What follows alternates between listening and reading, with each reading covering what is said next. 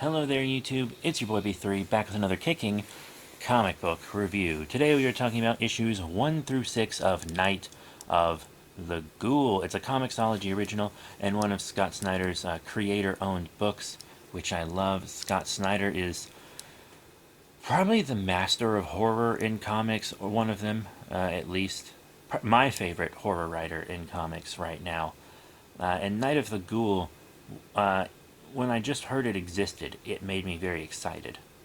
You know, I was I was oh so excited about it because I'm a big fan of ghouls. I have been since I was a kid, and I feel like the ghoul is an underrated monster. And it seemed to me like Scott Snyder and Francesco Francavilla, who are the writers and artists for this, very much agreed with me because it's just like this humanoid creature that eats the dead. And there are ghouls in like Night of the Living Dead, a great classic horror film, which is public domain and you can watch for free legally pretty much anywhere. I do have a physical copy of it though that I did pay for. And the ghouls in that are maybe a bit more accurate to ghouls, but they are kind of zombie-ish. But I'd say they're ghouls, sure.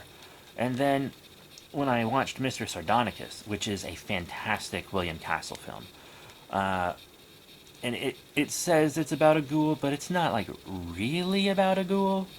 Like the legend of the ghoul is referenced in it, but it's actually just a guy who kind of robbed his father's grave and was mentally, emotionally, and physically scarred because of what he did. Incredible film, though. Highly, highly, highly recommended film. Magnificent. And if you like that kind of movie, you'll definitely love this comic. It's an ode to classic horror like the Universal Monsters and William Castle and Hammer kind of stuff. Mostly Universal Monsters, it seems. A lot of the comic itself is kind of in black and white. The comic isn't in black and white, but it is in. It's hard to explain. It's black and white, but the lights are yellow in it, and you can see kind of red cast on a lot of things. But it's drawn like it's black and white. I really like the kind of grain to it, the details. So it's about this guy and his son. And his son is kind of upset that his father is kind of living in this fantasy world of movies and isn't there for their family. He doesn't even know that his ex-wife is, like, very, very ill.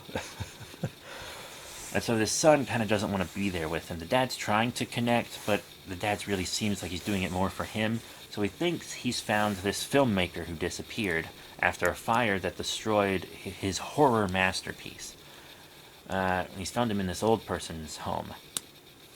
And the film was mostly destroyed in a fire, but he has found kind of a copy of it. It just doesn't have its ending, and he wants to know about the ending. It turns out the film is kind of a true story about when the filmmaker's father was possessed by a ghoul while fighting the war overseas. And the ghoul is a real monster that's an inspiration for fake ones. It creates this disease all around that kind of gets people dead so it can eat their flesh, but the disease often like preserves flesh in weird ways, so it's responsible for the myth of vampires and the myth of zombies and all this stuff. Just really crazy, and it kind of flashes back between like the film itself and the real world, and it seems there's this cult that wants the ghoul to be brought about. They kind of worship it, and eventually we find that there's also a cult that wants to keep the ghoul down, wants to kill it, wants to keep it locked up. All this crazy stuff going on, and you can really tell it's a Scott Snyder book while you read it. It's actually very reminiscent of his book Witches, which I did review volume 1 on. It doesn't seem to me like we're ever going to get an actual volume 2 of Witches, unfortunately. But if you liked Witches and want more, I do highly recommend this book. And its magnificent cover arts. And I mean, just the art in general is so creepy. I love how it's colored. It's like really minimalist color-wise, but super effective. And the flashbacks are more full black and white. And the ghoul itself looks exactly how I like my humanoid monsters to look. You know, like freakishly thin with the spindly fingers, and its fingers are like the legs of spiders, and it just like curls up inside host bodies and stuff. It's really freaky.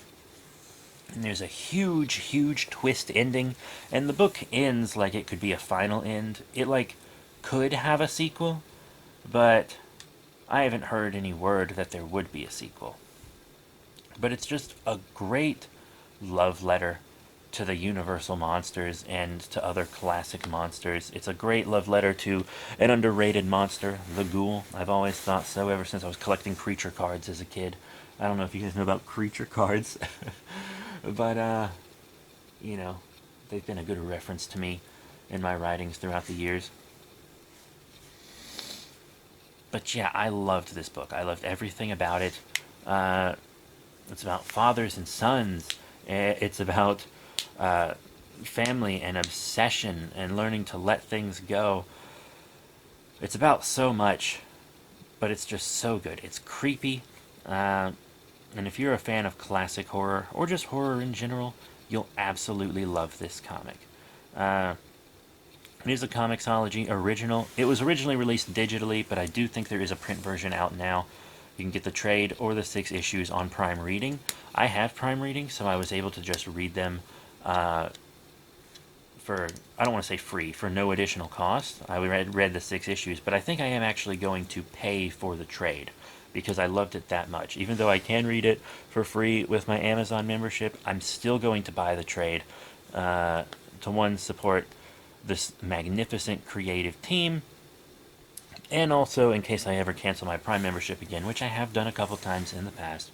If I ever cancel it again, then I can still have this amazing, amazing book. Fantastic. So that's it for issues 1 through 6 of Scott Snyder and. Oh, sorry, I'm still a little sniffly. Scott Snyder and Francesco Francavilla's Night of the Ghoul. Magnificent book. Absolutely magnificent book. Thank you all very much for your support. Please remember to rate, comment, subscribe. Check out all the cool links in the description below, Facebook, Twitter, etc.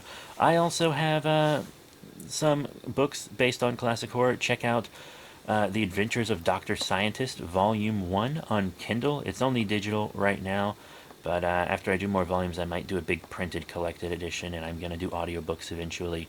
The Adventures of Dr. Scientist. Just going to shamelessly plug it at the end of a review of a far better book.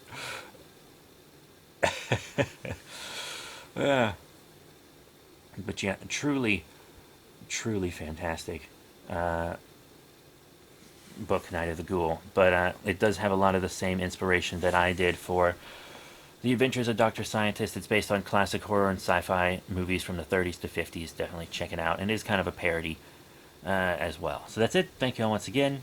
Definitely read Night of the Ghoul. And I'll see you all, you guessed it, next time. Bye for now.